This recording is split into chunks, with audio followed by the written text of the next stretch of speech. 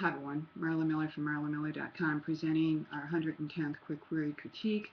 As I've been saying for the last couple of weeks in this video, before I start the critique, marlamiller.com is going through some changes, and I'll let you know what's going on just as soon as we're ready to launch. But for now, we'll continue doing the quick query critiques. That's probably going to shift, but I'll tell you more about that as we get closer to the date of our new launch. Okay, so let's do a quick query critique. I know that this author has been waiting for, since the beginning of June. Dear Blank, Kaylee has lived with a secret for 3 years now. Her secret is eating away at her, slowly consuming her sanity and her well-being. If she continues to bury it, she will self-destruct. But telling her secret will leave her family broken. Even before Kaylee steps off the train back into her hometown for spring break, her mental well-being is at risk. While Kayla pushes the signs of breakdown aside, telling herself she is just tired, her friends and family start to notice signs of an old Kayla coming back, the irrational, hysterical girl from her sophomore year of high school. She thinks she did things she never did. She recounts memories that never happened and spends hours at a time staring off into space without knowing where she is or what she's doing. It is too much like the behavior she showed right before being hospitalized for a month. Kayla's habits of taking drugs and drinking to get rid of her feeling of guilt and self-abhorrence only make her symptoms stronger. The battle reaches its peak when her brother tells her their father is dead. The real shock for Kayla is that she already went to his funeral 6 months ago. Realizing she can't remember her own father's funeral, Kayla understands that her secret is eating her alive. Her family believes she is struggling with depression and a personality disorder, but Kayla decides that it is finally time to tell them the truth.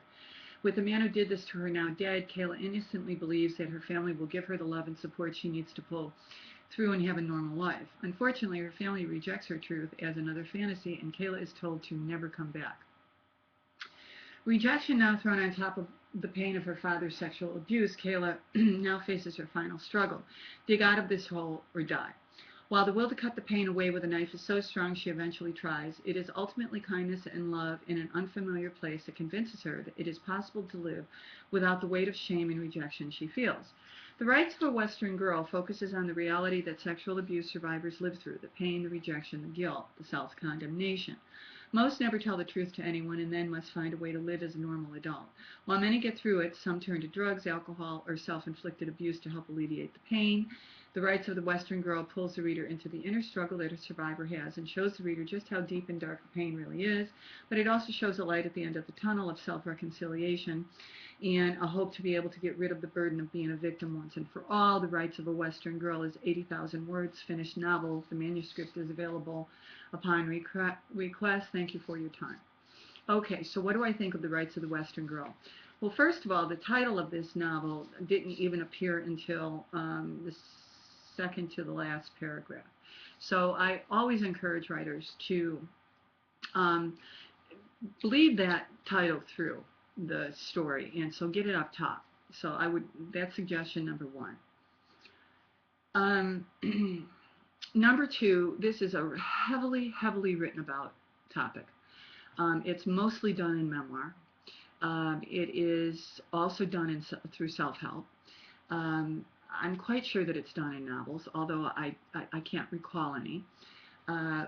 But this is a topic that is really written about, blogged about. I mean, it's really, unfortunately, there's so many children that are affected by this. There's just a lot of information. So I guess for me, I'm looking at Rights of a Western Girl to tell me something I don't know. Tell me a story I haven't heard. And this story sounds really familiar. So again, just my opinion. But I would, and another thing about this story is that half of it reads like a novel and a novel query, and then the last half really reads like a nonfiction. So in terms of opening this, I really think that the opening, when I got hooked, was when in the, let's see, the end of the second paragraph, where She writes, the battle reaches its peak when her brother tells her their father is dead. The real shock for Kayla is that she already went to his funeral 6 months ago. I'm interested. That got my attention. I would suggest to this writer that she might want to start this query letter there and then continue with the next paragraph, realizing she can't remember her own father's funeral. So that might be a better way to open this, but I'm just checking time.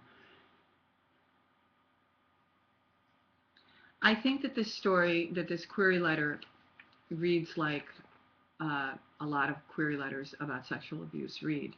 And so I'm concerned that she put something in here that is fresh. And perhaps it's when she finds, Grayson, and I mean, she says that she finds that the girl finds, Kayla finds there's a light at the end of the tunnel. Perhaps that might be, there might be some good a story content there to excavate and maybe pull into this query letter. Without knowing anything more than what's on this page, I can't really guide this writer any more than that, except to say I think a stronger opening would be the one that I suggested a few minutes ago about her having, amnesia, not even remembering that her dad died, and also that this story, Rights of a Western Girl, really reads like it could be two genres, fiction and nonfiction, and so I would really encourage her to. She knows the story, I don't. So I would encourage her to either make contact with me again, and we can do this by phone or through Skype, which is very helpful to writers, especially writers who may not quite know what their story really is about yet, and can't know it without a dialogue, or not that they can't know it, but they'd be aided by a dialogue, and that's what the Skype sessions are really, really helpful for. But if not, I just would encourage her to put something in this that hasn't been written about before, because sexual abuse and all the things, the drug addiction, the cutting, all of it, it's been written about just so often that I think agents are a little jaded or a little cynical, like, oh, here we go again. It's like stories about, losing your mother. Agents say, oh my God, not another one. So you got to make it really fresh. You got to make it pop off the page. And right now, the Rights of a Western Girl does not pop off the page for me. But again, it's just my opinion. I hope that this is helpful. Until the next time, be well. Keep writing.